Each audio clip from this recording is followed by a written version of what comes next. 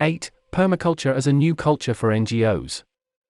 In this chapter, we want to delve into the advantages that permaculture principles and practices can bring to non-governmental organizations, NGOs, as they can be applied in various sectors, from refugee camps and disaster zones to urban areas and rural communities, including NGOs. This way, NGOs can create more sustainable and resilient organizations that are better equipped to make their operations more sustainable, develop more efficient programs and achieve their missions, while having a positive impact on the environment and the communities they serve. Permaculture can offer an alternative approach to traditional aid and development work, as it focuses on long-term, sustainable solutions that empower local communities. For example, NGOs can use permaculture design principles of observe and interact to create and develop sustainable projects that take into account the local community priorities, resources, and needs, in a way that is respectful, inclusive. This can lead to more efficient use of resources and better outcomes for the community. For that purpose, they could partner with permaculture experts and organizations, so that it is easier to integrate its principles into their projects and programs, and better address issues of food security, water scarcity, or climate change, which are major concerns for many NGOs. Following the permaculture principle of engaging with the community, NGOs can pay attention to involving theirs in decision-making processes, projects, initiatives, or in related capacity building or educational opportunities that can empower them and improve their lives and livelihoods.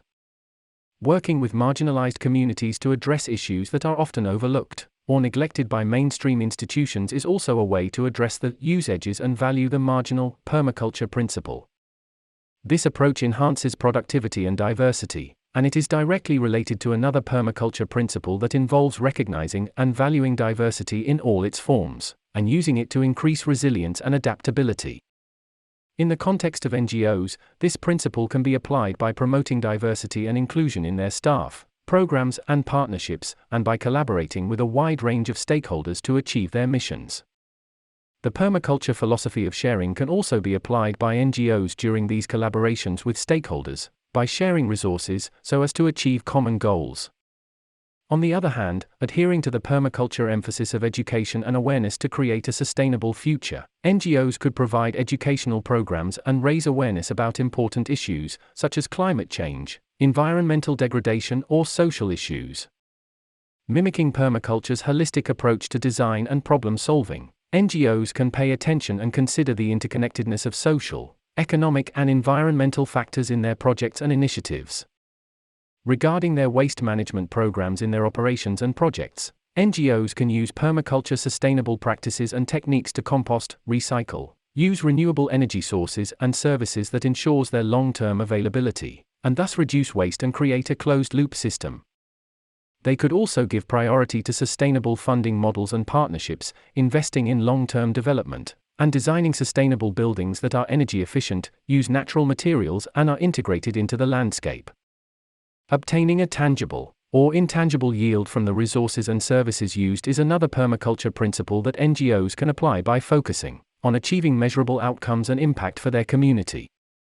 NGOs can also apply the principle of creatively use and respond to change, by being flexible and adaptable in their strategies and programs, and by using innovative approaches to address emerging challenges and opportunities.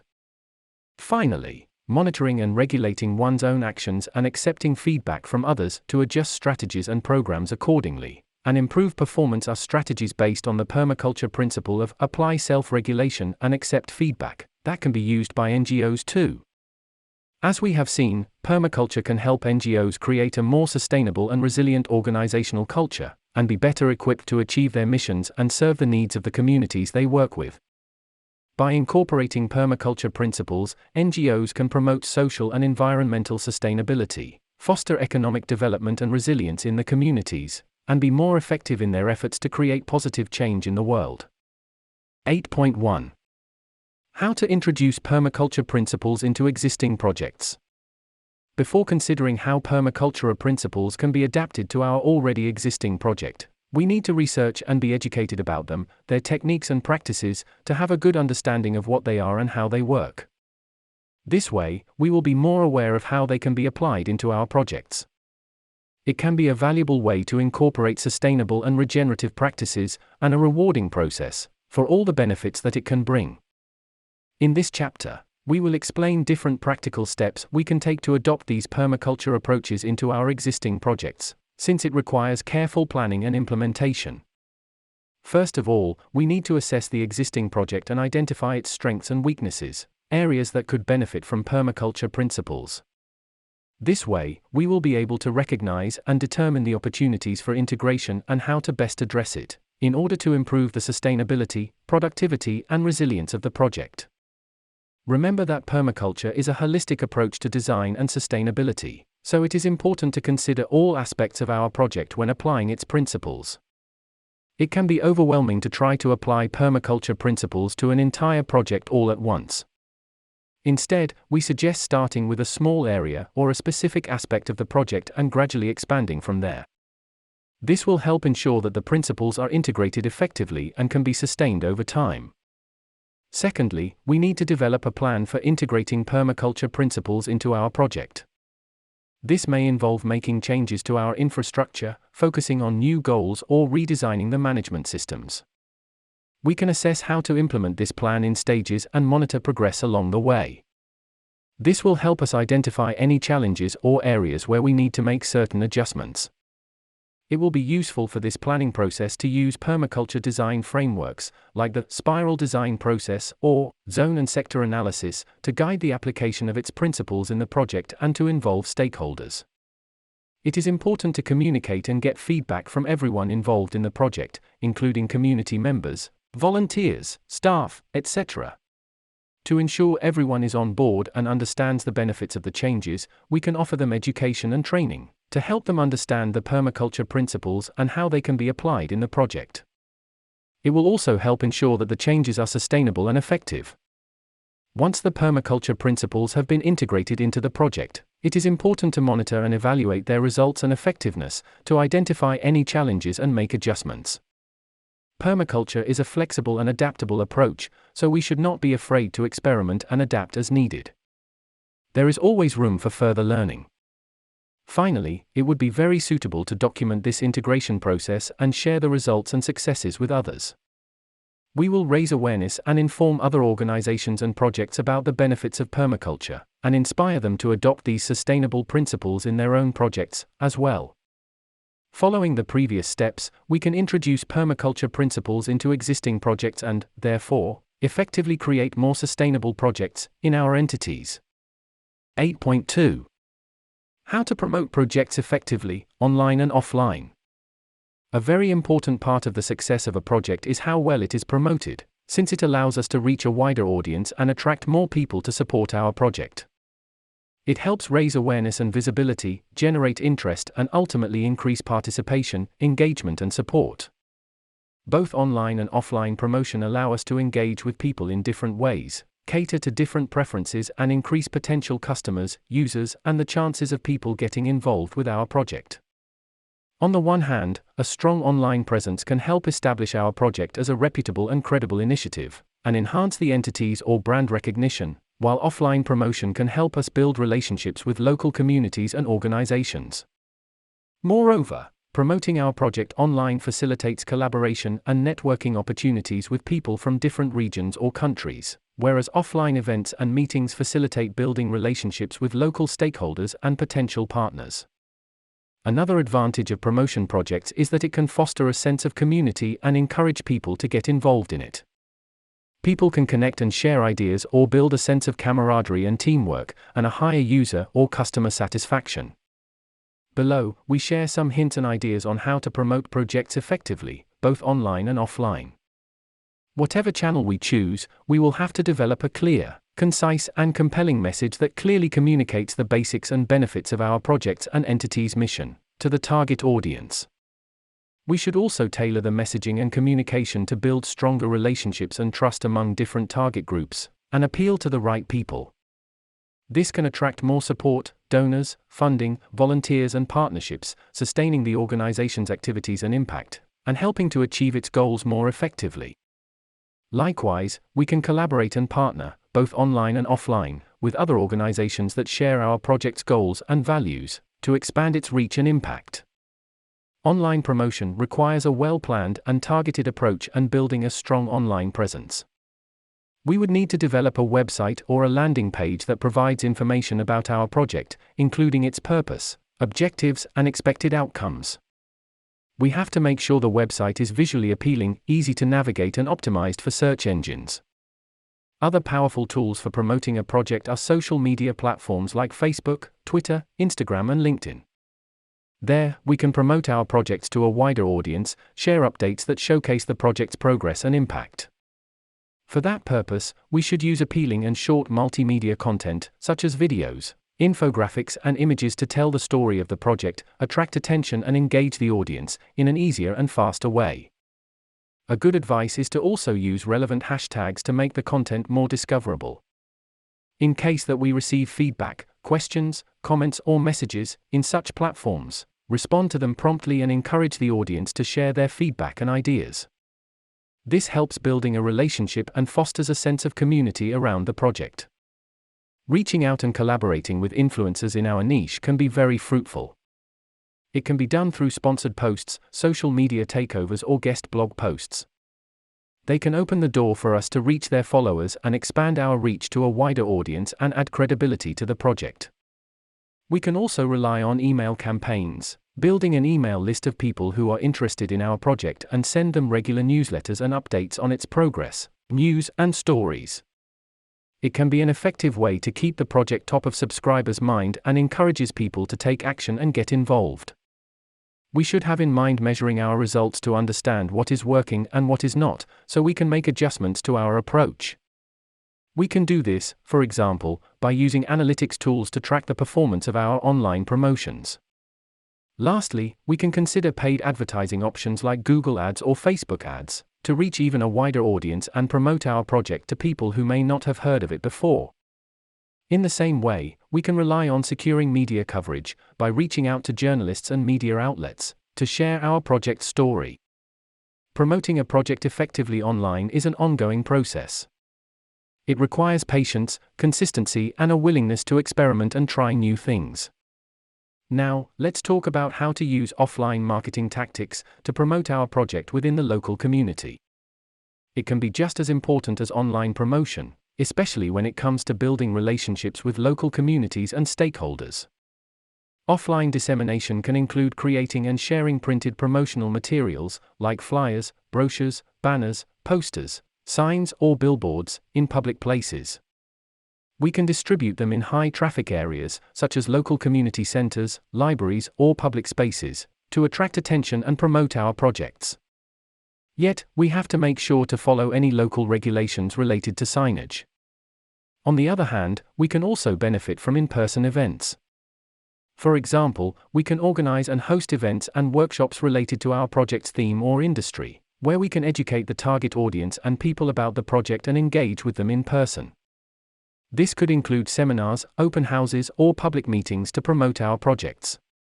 Similarly, we can use local events or conferences related to our project's theme or industry organized by other entities, to promote projects and engage with potential supporters. We could attend fairs, festivals, and community gatherings to network, share information, and learn about new opportunities. In these events, we can look for opportunities to collaborate and partner with other organizations or businesses in the community to promote our projects. For example, we could partner with a local environmental group to promote a project about sustainability. It could be convenient to build relationships with local media, reporters, and media outlets, and pitch them the project as a newsworthy story, to gain additional publicity. Likewise, we can identify local influencers, such as community leaders, business owners, or public officials, and engage with them by inviting them to events, providing them with information about the project, or offering them opportunities to get involved in it. This could bring further support. Marketing can enhance advocacy, mobilize public opinion, and support for key issues, policies, and campaigns, which can even lead to policy change and social impact. Engaging more beneficiaries and communities more effectively can lead to greater social impact, as it can improve access to services, education, health, and human rights. As we have seen, marketing can have a significant impact on the results of a project, its mission, and its financial goals, eventually sustaining long-term success. 8.3. How to avoid greenwashing. What can be done to ensure that pro-environmental behavior both by NGOs, young entrepreneurs, and their potential clients is not just superficial, but involves real and deep concern for the planet? Today, it is difficult for consumers and users to make sense of the many labels on the environmental performance of products, both goods and services, companies and entities.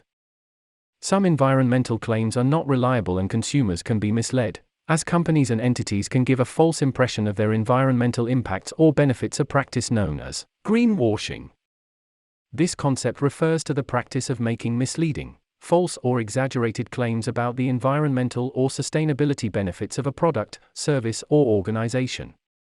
In Europe, greenwashing has become a growing concern among consumers, regulators and environmental organizations, as entities increasingly market themselves as environmentally friendly, to appeal to consumers who are increasingly concerned about sustainability.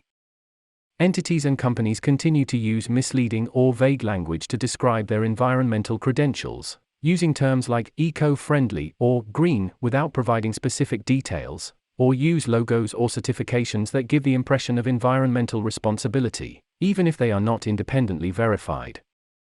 The European Union has taken steps to combat these issues, including the adoption of a Green Deal, which aims to make Europe the first climate-neutral continent by 2050, or the Green Claims Regulation, which establishes clear and consistent criteria for environmental claims, as well as a certification system for companies that meet these standards.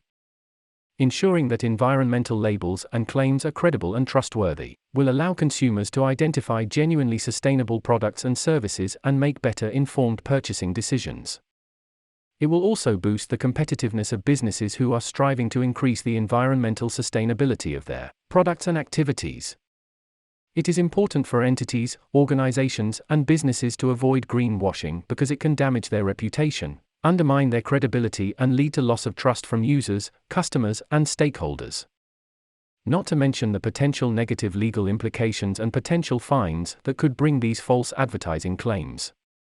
On the other hand, greenwashing can also impede real progress towards sustainability, by giving companies and organizations a false sense of accomplishment and reducing their motivation to make meaningful changes. Likewise, it can undermine public support for environmental action as a whole, leading to a failure to address pressing environmental issues.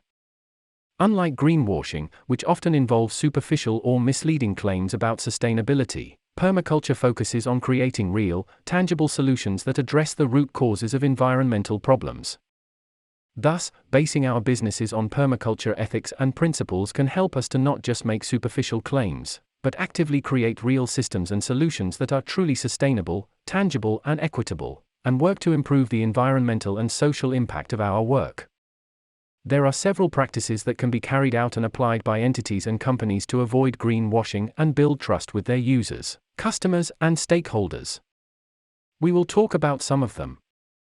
The most evident and basic one is to be honest and transparent in our communication about our environmental and sustainability practices and impact.